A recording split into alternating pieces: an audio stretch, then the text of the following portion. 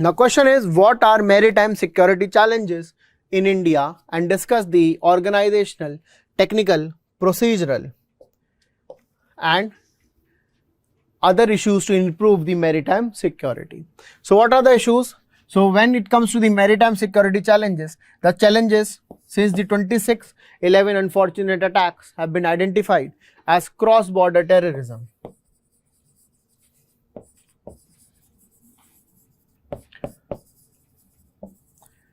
There have been cross-border terrorism, there have been the problems of piracy, there have been the problem of illegal, unreported and unregulated fishing. There is a problem of drug trafficking.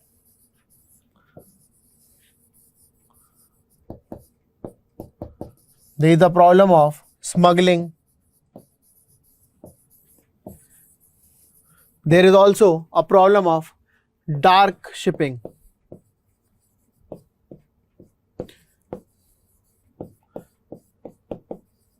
In addition to this, there are the maritime security challenges in the form of the rise of threats through China, where China is having its presence in the Sri Lanka now, where it has sent its ship, and it is also having the Hambantota port on lease for 99 years.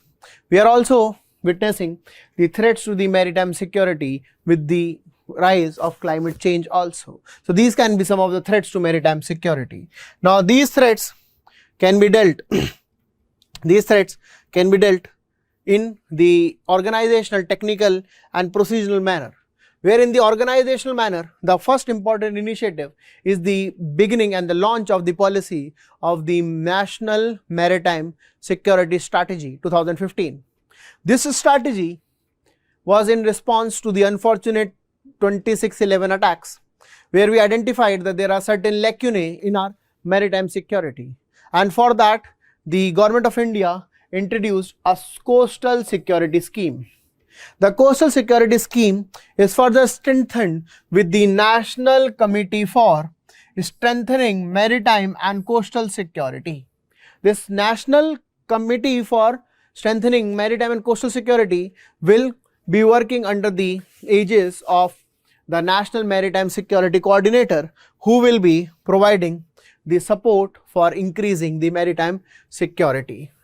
In addition to this, there is a coastal surveillance network. The coastal surveillance network will provide the surveillance to the coastal areas, and for dealing with the international threats and in the Andaman Nicobar region, a tri-services command has been established.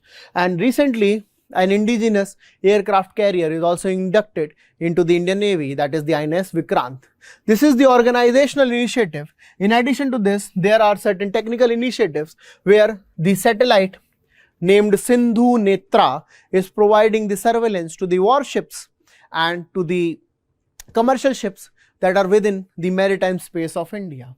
We are also having a national command, control, communication and intelligence system, where NC3I is providing the information fusion for the maritime security.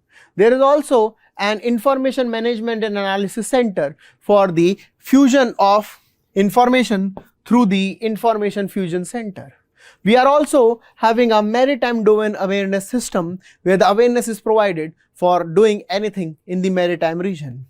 From the procedural point of view, there is a multi-agency maritime security group.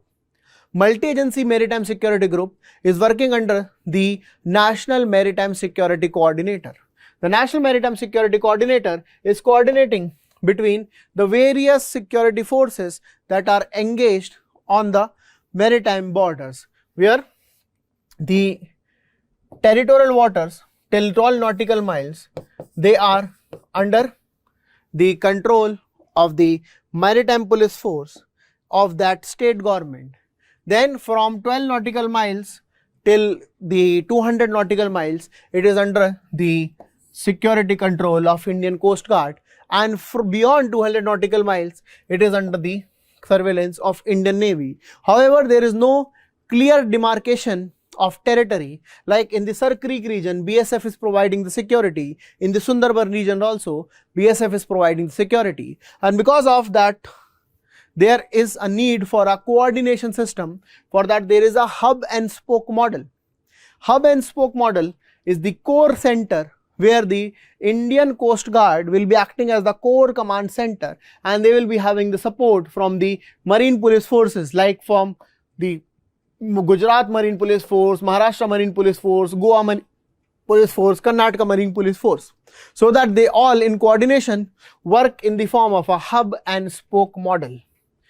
And for providing the support, the Indian Navy has established a Sagar Prahari Bal that works as an internal security force for the support of Indian Coast Guard by Indian Navy.